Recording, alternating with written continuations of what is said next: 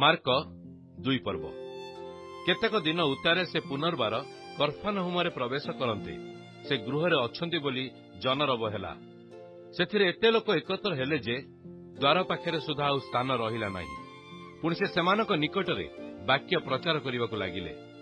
ଇତିମଧ୍ୟରେ ଲୋକେ ଜଣେ ପକ୍ଷାଘାତ ରୋଗୀକି 4 ଜଣଙ୍କ ଦ୍ୱାରା ବୁହାଇ ତାହାଙ୍କ ନିକଟକୁ ଘେନି ଆସିଲେ।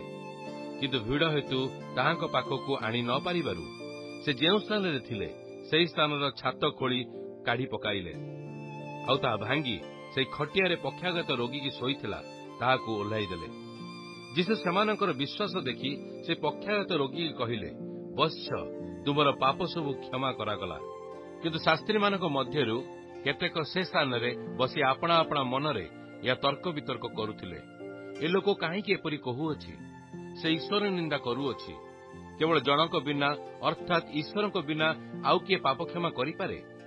ସେମାନେ ଯେ ମନେ ମନେ ଏପରି ତର୍କ ବିତର୍କ କରୁଅଛନ୍ତି ତାହା ଯୀଶୁ ନିଜ ଆତ୍ମାରେ ସେଇକ୍ଷଣି ଜ୍ଞାତ ହୋଇ ସେମାନଙ୍କୁ କହିଲେ, ତୁମେମାନେ ଆପଣା ଆପଣା ମନରେ କାହିଁକି ଏ ସମସ୍ତ ତର୍କ ବିତର୍କ କରୁଅଛ? କଣ ସହଜ, ପକ୍ଷାଘାତ ରୋଗୀକି ତୁମର ପାପ ସବୁ କ୍ଷମା କରାଗଲା ବୋଲି କହିବା, କିଏ ବା ଉଠ ତୁମ୍ଭର ଖଟିଆ ଘେନି ଚାଲ ବୋଲି କହିବା?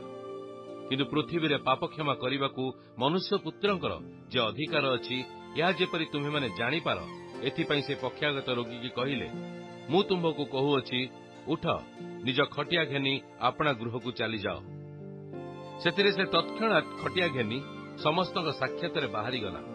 ତହିଁରେ ସମସ୍ତେ ଆଚମ୍ବିତ ହୋଇ ଈଶ୍ୱରଙ୍କ ମହିମା କୀର୍ତ୍ତନ କରୁ କରୁ କହିଲେ, ଆମ୍ଭେମାନେ ଏପରି କେବେ ହେଁ ଦେଖିନଥିଲୁ। ସେ ପୁନର୍ବାର ସମୁଦ୍ର କୂଳକୁ ବାହାରିଗଲେ। ଆଉ ଲୋକସମୂହ ତାହାଙ୍କ ନିକଟକୁ ଆସନ୍ତେ ସେ ସେମାନଙ୍କୁ ଶିକ୍ଷା ଦେବାକୁ ଲାଗିଲେ। ପୁଣି ଯାଉ ଯାଉ ସେ ଆଲ୍ଫିଙ୍କ ପୁତ୍ର ଲେବିଙ୍କି କର ଆଦାୟ ସ୍ଥାନରେ ବସିଥିବାର ଦେଖି ତାହାଙ୍କୁ କହିଲେ, ମୋର ଅନୁଗମନ କର। ସେଥିରେ ସେ ଉଠି ତାହାଙ୍କର ଅନୁଗମନ କଲେ।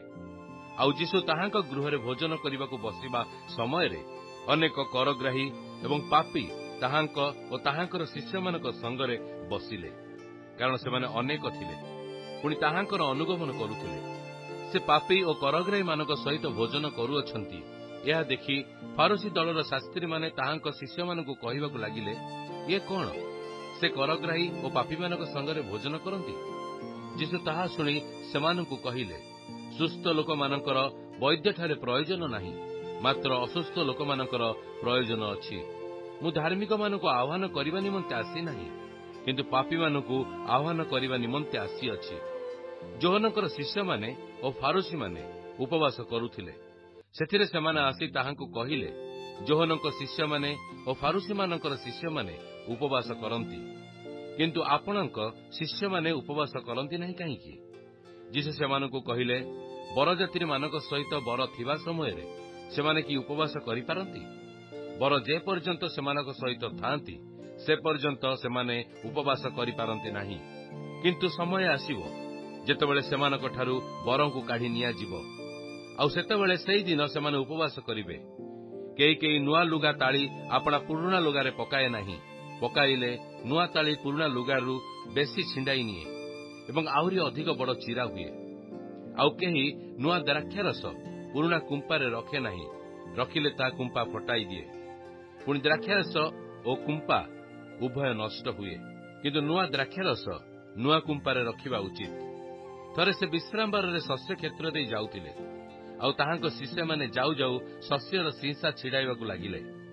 ଏଥିରେ ଫାରୁସୀମାନେ ତାହାଙ୍କୁ କହିଲେ, ଦେଖ, ବିଶ୍ରାମବାରରେ ଯାହା କରିବା ବିଧିସଙ୍ଗତ ନୁହେଁ, ଏମାନେ କାହିଁକି ତାହା କରୁଅଛନ୍ତି? ସେ ସେମାନଙ୍କୁ କହିଲେ, ଦାଉଦଙ୍କର ଅଭାବ ସମୟରେ ଯେତେବେଳେ ସେ ଓ ତାଙ୍କ ସଙ୍ଗୀମାନେ କ୍ଷୁଧିତ ଥିଲେ, ସେତେବେଳେ ସେ କଣ କରିଥିଲେ, ତାହା କି ତୁମେମାନେ କେବେ ହେଁ ପାଠ କରିନାହଁ? ଅବିଆଥର ମହାଯାଜକଙ୍କ ସମୟରେ ସେ କିପରି ଈଶ୍ୱରଙ୍କ ଗୃହରେ ପ୍ରବେଶ କରି ଯେଉଁ ଦର୍ଶନୀ ରୋଟି ଯାଜକଙ୍କ ବିନା ଆଉ କାହାରି ଭୋଜନ କରିବା ବିଧିସଙ୍ଗତ ନୁହେଁ, ତାହା ଭୋଜନ କରିଥିଲେ, ପୁଣି ଆପଣା ସଙ୍ଗୀମାନଙ୍କୁ ମଧ୍ୟ ଦେଇଥିଲେ। ଆଉ ସେ ସେମାନଙ୍କୁ କହିଲେ, ବିଶ୍ରାମବାର ମନୁଷ୍ୟ ନିମନ୍ତେ ହୋଇଅଛି, ମନୁଷ୍ୟ ବିଶ୍ରାମବାର ନିମନ୍ତେ ହୋଇନାହିଁ। ତେଣୁ ମନୁଷ୍ୟ ପୁତ୍ର ବିଶ୍ରାମବାରର ମଧ୍ୟ ପ୍ରଭୁ ଅଟନ୍ତି।